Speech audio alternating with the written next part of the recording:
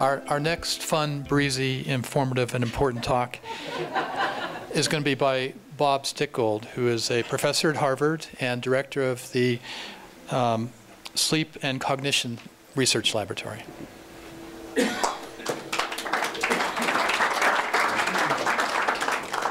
Well, thank you. It is a pleasure to be here, both in Vail, what a wonderful place to be, and at this conference, and at this session, all of which I think are pretty amazing.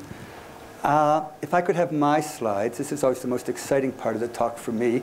Yes, okay. So I'm going to talk about the beauty of the sleeping brain. I'm just going to talk about the beauty of sleep. It's one of those things that everybody enjoys, so why don't you get more of it? So I want to talk about what happens when we sleep. You know, for all of the other biological functions, eating, drinking, water, sexual activity, those drives have biological functions that we've understood for 1,000 years at least. We eat because we need nutrition. We have sex to produce the next generation of children. And we sleep. Why is it we sleep? So first of all, do we even need to sleep? Well, I can answer that question easily. If you take rats and don't let them sleep for 3 weeks, they all die. They die from lack of sleep. So for rats, that's absolutely true. In fact, there's a human disease, a prion disease, called familial insomnia, which, as its name suggests, results also in death. These are people who have actually a prion disease. It's sort of like, come on, you can do it. Will my pointer work? It's related to mad cow disease, but it acts in the brain, and slowly over time, as these people reach middle age, their sleep amounts drop down and down until they stop sleeping altogether, and then they all die. So you really need to sleep. Now, hopefully we're not at that limit in terms of how much people are getting. Some animals sleep by halves. If you happen to be an organism who evolutionarily can't afford to sleep, you're a whale, you're a porpoise, in this case you're a harbor seal. If they just go to sleep, they'll sink and they'll drown. So evolution has made them so they sleep half brain at a time. And this is a harbor seal that's sort of going around in a circle because only one of its fin is active because the other half of his brain is asleep. So even evolutionarily, we haven't been able to get out of this need for sleep. Now, in the old days, back around 1997, here's what we thought it had to do with restoration and recovery, energy conservation, predator avoidance, keeping the kids off the street. And in 97, Alan Hobson at Harvard said that the only real known function of sleep is to cure sleepiness.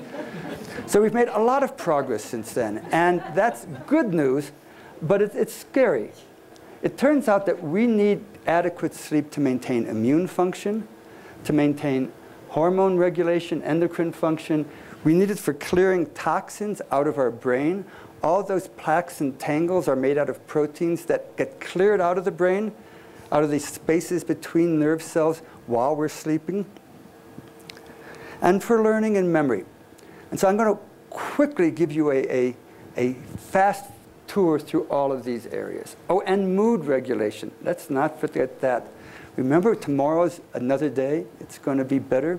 That's actually true if you sleep. So you take a bunch of college students, you give them a vaccination for hepatitis. Half of them you keep up for the next 24 hours, just have them pull an all-nighter. The other half you have sleep normally. And then you follow how much antibody they're producing to the hepatitis. It's about a 4-week time course to do it. And for the first 2 weeks, they look pretty even. And then it goes to hell in a handbasket for those who are sleep deprived. If you're sleep deprived the night after you get a hepatitis vaccination, you will end up with only half of the resistance to hepatitis that you would have developed if you had slept the night after. We see similar things with insulin regulation. If you take college students, give them 4 hours. Don't even do a whole night of sleep deprivation, but give them 4 nights of 4 hours of sleep. That looks not unusual to many college students. And then you look at their insulin regulation. Well, glucose clearance, the rate at which insulin gets that glucose out of your blood, is down 40%. The acute insulin response, how big a response the body gives, is down 30%. You're starting to look like you have type 2 diabetes. So just 4 nights of reduced sleep is enough to make your body's reaction be to shift you towards a state of type 2 diabetes. And there's a lot of research going on now to ask whether, in fact, the epidemic of obesity that we're seeing in this country is partly due to inadequate sleep. Because if you sleep less, you're not dealing with glucose properly, and you're actually going to start storing more as fat.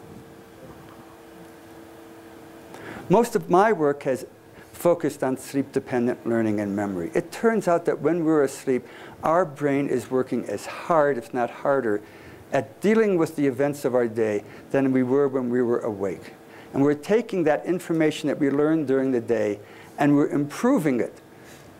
Did someone just? No. Okay. We're improving it as we sleep. I'm just going to run you through examples. Okay? We have subjects learn to quickly spot these, come on, these 3 diagonal bars down here in the periphery. Their eyes are here. You got to spot those 3. We flash it really quickly and see how fast can we flash this sucker and they can still see it. And we train them on this, and then we bring them back 12 hours later or 3 hours later, and we test them again. And what do we see? Well, we bring them back 3, 6, 9, 12 hours later, and it looks like they hadn't learned anything at all.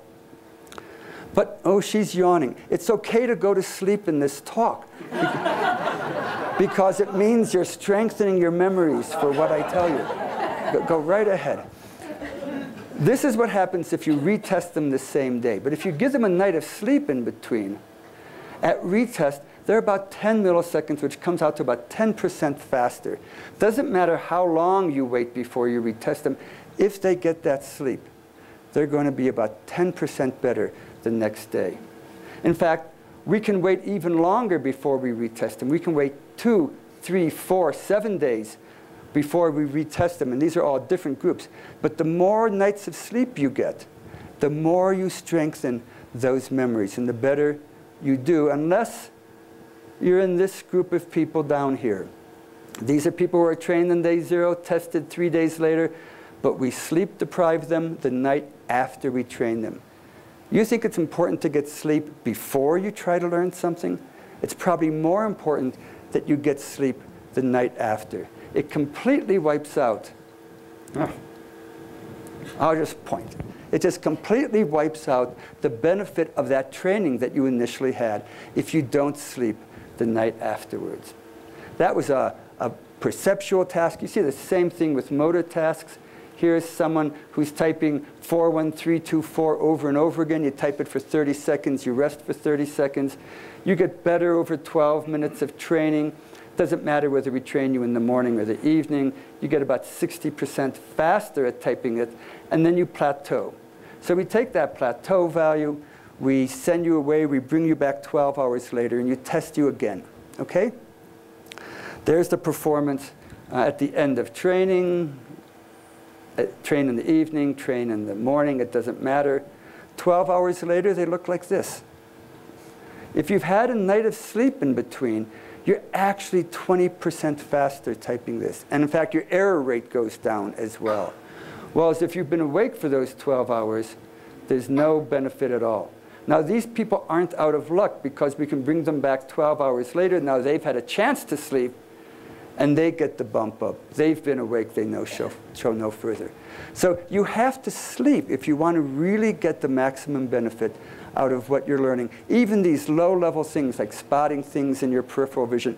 I do not want to drive next to a guy who didn't get good sleep the night before, because I'm over there in his peripheral vision. Those are low-level, but I can take you to complicated tasks. Here's a fun one. I'm going to show you 1, 2, or 3 of these cards at a time, and you have to predict whether it's going to be sunny or rainy. Okay, I'll give you some feedback. Got the 5 sign. Okay, well, so I'll give you feedback. You see this card, and then you have to guess, and it turns out that it's sunny. And if you're a college student, you respond, whatever. You stick that away. Maybe on the next trial, you see these 2 cards together. Oh, wait, too far. Can you see the rain? It's sort of dim there. So these 2 cards together give you rain. And you say, okay. And notice you're already building models in your mind of how this works, right? And so when you get to this third trial, you're feeling pretty smug, and it turns out to be rainy, and from there on, you're lost. Well, the trick here is that this is a probabilistic learning task. Each of these cards has a certain probability of predicting sun or rain. So no given card reliably predicts anything. This is like real life. This is like I come home and I say to my wife, "Hi, your hair looks good." Yeah. And sometimes she smiles, and sometimes she doesn't, and I'm still trying to figure that one out. But we learn this, and they get pretty good at this. They get to be 70, 80% accurate at predicting the outcomes, even though they can't enunciate the rules. So we do this 200 trials, then 100 test trials with no feedback. We send them away for 12 hours. Here's subjects who were brought back. They were trained in the morning, brought back that evening. They remembered what they had learned, but no big change in their performance, which actually isn't bad. I would expect them to get worse. But after a night of sleep, they're actually 10% better at this. They have figured out these rules while they're sleeping and gotten better at the task. And we've done it other ways with different types of training. It doesn't matter. If you get to sleep on this, you will be better at this task the next morning. So whether it's just typing 41324 or extracting patterns from complex data sets like this, where you're trying to figure out how the world works based on the kind of information you get, it's while you sleep that you get a vast percent of that improvement. And you get mood regulation too. And we've always said that, and now there's more and more studies showing it. Just as an example, we show people pictures that are either emotional or neutral pictures. And after a night of sleep, the brain will selectively hold on to the emotional pictures and tend to let you forget the neutral ones, sort of on an assumption evolutionarily that if it's emotional, it's more important than if it wasn't emotional. But if we do these with negative, aversive pictures, and then get this positive memory effect, we also find the next morning that the emotional arousal caused by those pictures is reduced. So the pictures are not as upsetting, the memories are not as upsetting after a night of sleep as opposed to after a day being awake. So sleep helps you not only remember what's important, but do so more calmly. So you need sleep. No, you need sleep, and you probably need more of it. It maintains alertness and optimal cognitive functioning. It optimizes your immune defenses. It maintains hormonal regulation. It permits sleep-dependent learning and memory consolidation, the stabilization of the memories, the strengthening, and even the growth of them so that they understand and connect to other memories better. And you need it to be happy. Any one of these should be enough to convince you to get more sleep, or to flip it out over and exaggerate just slightly. If you don't let yourself get enough sleep, you'll end up unhappy, stupid, fat, and sick. It's your choice. Thank you.